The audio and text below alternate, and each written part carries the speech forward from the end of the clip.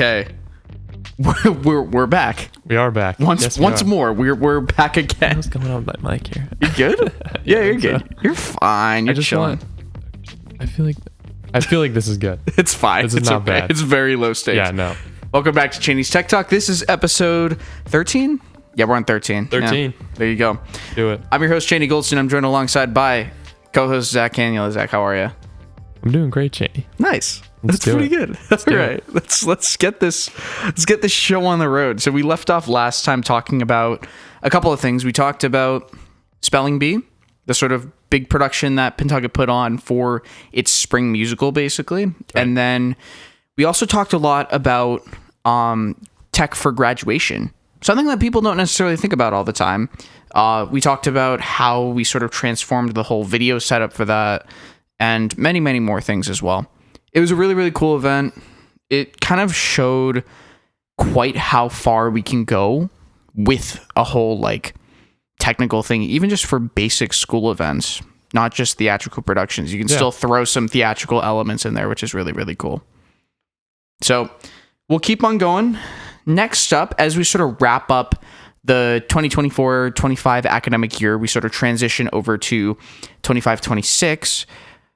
Obviously, Pentucket puts on 3 productions per year. We'll start off talking a little bit about the fall play Macbeth, which I actually did not have a lot of involvement for. It's true. So I just was not around for that show. You know, it was okay. But you guys put on some interesting stuff for that, didn't you? Yeah, we did. So for audio, first of all, we had some speakers kind of in the set. Oh, really? So yeah, that was a different one. We tried to make it like as immersive as possible.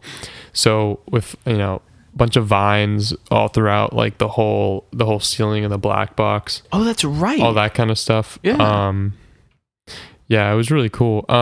For the beheading of Macbeth, they made like a I don't even know what to call it, just like a bust pretty much of like a neck up of Thomas. Oh, just really? And they hold him by his hair over the over the balcony. Now I wish I saw it. I didn't know about this. That's crazy. It was great. It was awesome. Unbelievable. They put together all the just a big art project. It was cool. Yeah. The set was awesome. That's fun. Very immersive. Cool. Some like sounds literally.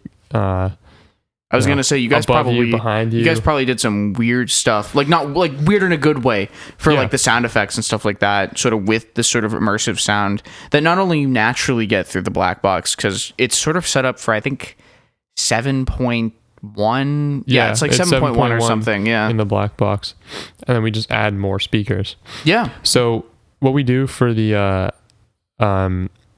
audio,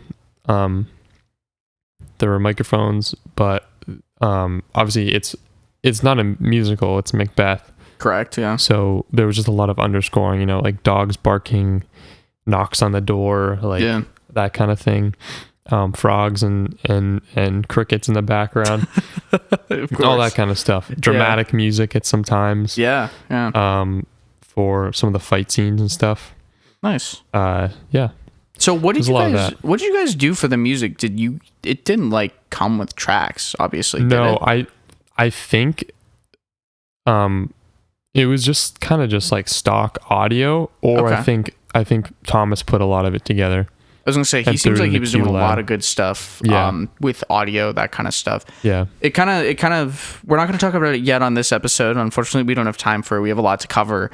But it sort of sets up Bright Star in terms of like the awards that you guys got nominated for. That's right. One of which was a sound design award that you and Thomas both got nominated for, which is really, really cool. That's neat. I didn't know that you guys did all that. That's really, really neat. Yeah. I think I do vaguely remember coming in at some point during the like production cycle for Macbeth, but I was only in for a little bit of time because I only had a week of school. That's right. Off, basically. I had to go right back before you guys went into your tech week, so I was kind of there from before. The Catholic school, like weird.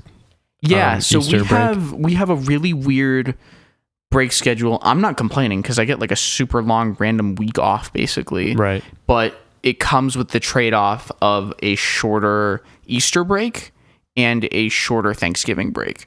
So that's kind of the weird thing for the fall, because obviously like we have spring break for the spring semester, but for the fall semester we just have like a week off in the middle. And then we have a shorter Thanksgiving break.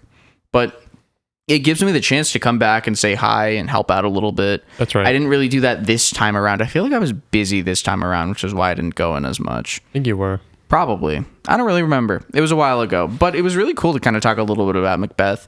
Really cool set design. I remember going in and I remember someone going up and down the genie. It was probably Mr. Burby doing lights or something and vines and stuff. Yeah. I remember it kept getting caught and stuff. So it was super, super fun. But it was a really, really fun thing to kind of take a look at, sort of introducing more of that immersive element into the black box, which you guys seem to really capitalize on for more and more shows that you put on. One of which, I mean, was the middle school musical Anything Goes. That's right. Not a ton of immersive stuff, but it was still a really, really cool way that you guys set the black box up. It was a very cool set. You know, you walk in and it's like you're just looking at a ship. Yeah. You know? It was cool, and there were like light bulbs that we 3D printed with the bamboos and the was really cool. The lights that you guys 3D printed and then put little diodes inside of them. Yep. And then had them all set up. Were they set up on the lighting board? They were, yeah. Okay. And they were, you know, based on the scene or whatever. If it was music, it would, you know, like the light would go around, or like they would alternate or something. Yeah, that was very really cool. Yeah. Something I forgot to mention with Macbeth though, with the immersiveness, is there were audience blinders. Oh, really? Yeah. We used some of the lights that were pointed like at the audience. Yeah. Obviously, you and I are not lighting guys. I don't know what the lights are called. We're really not lighting guys. His brother's a big lighting guy. Neither of us are big lighting guys. We just kind of saw what happened, and then we kind of know a little bit about it. We're gonna get a ton of comments about how awful we know our stuff, but it's fine. It's okay. I mean, Adam's gonna watch this through, and he's gonna know. He's like, what are you guys talking about? He's gonna be like, no, that is not what the lighting thing is. That is not what that's called. Exactly. He's not gonna be like that. Hi, Adam. I'm sure you're watching this at some point.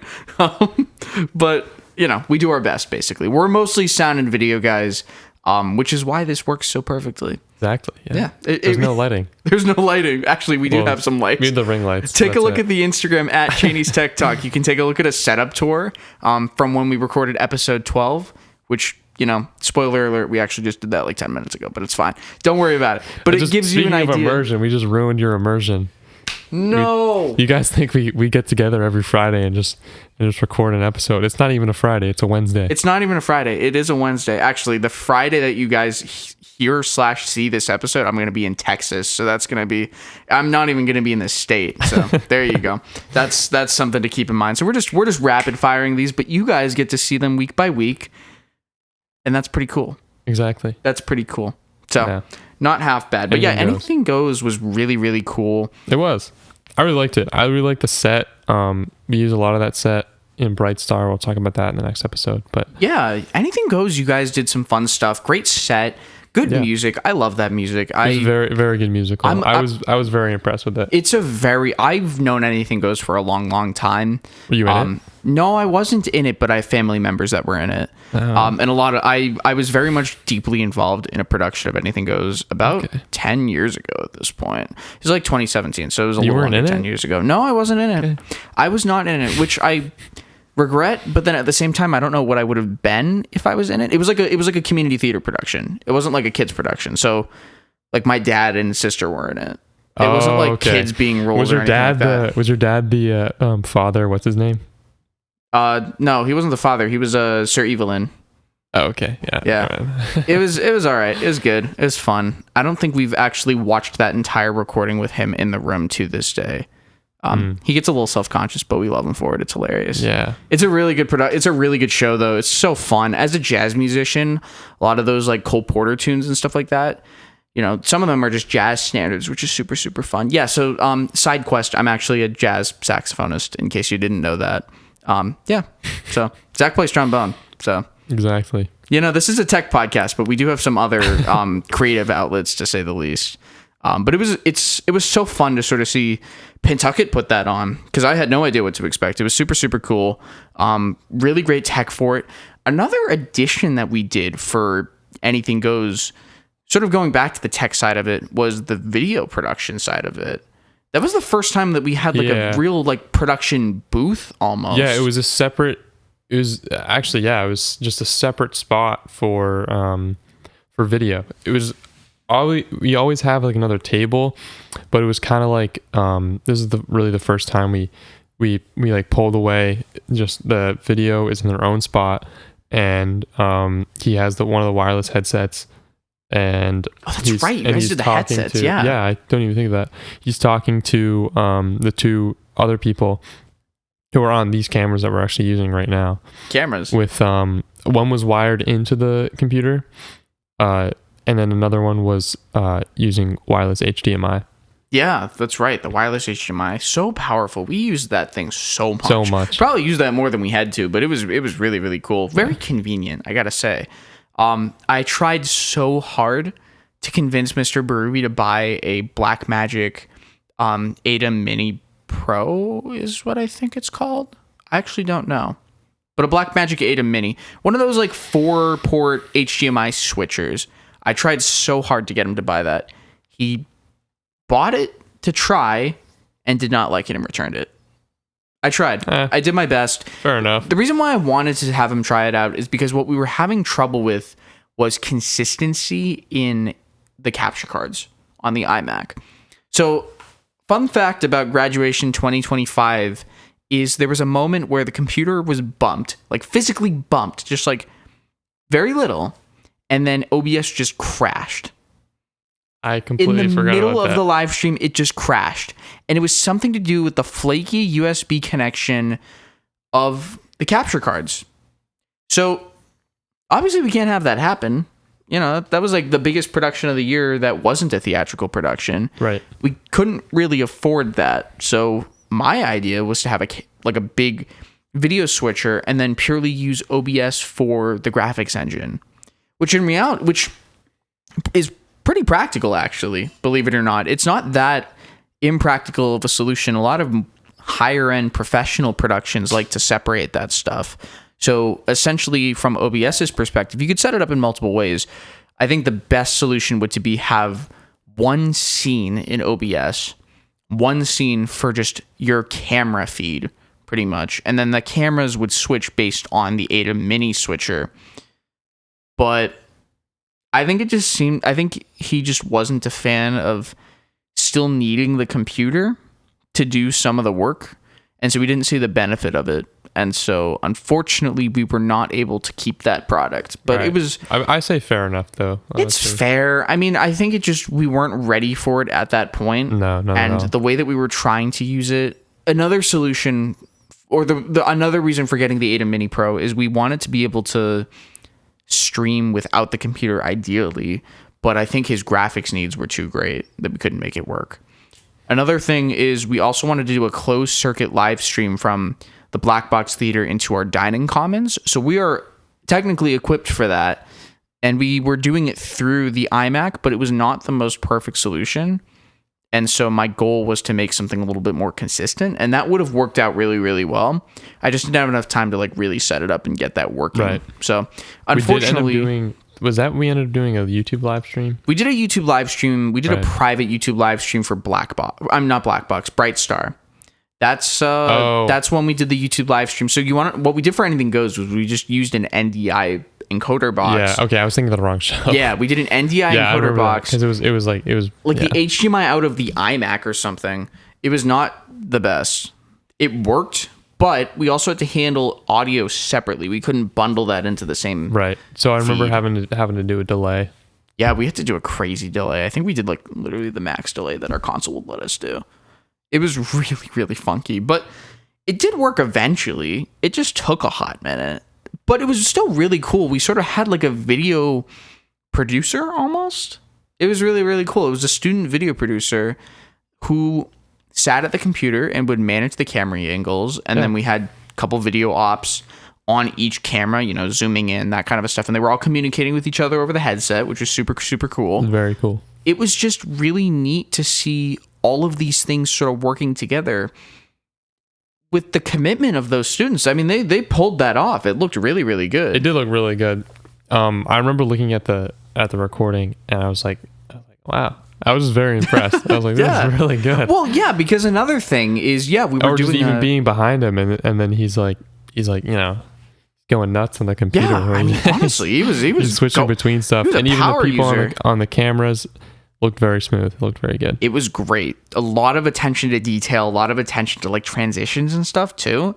Writing in cues in the scripts and such. Like the dude was a power user. He had like a mouse and stuff like that. Like a fancy mouse and stuff like that was crazy. Even I haven't done that, and I consider myself kind of a power user. Yeah, exactly. It was exactly a extra level commitment that was pretty cool to witness.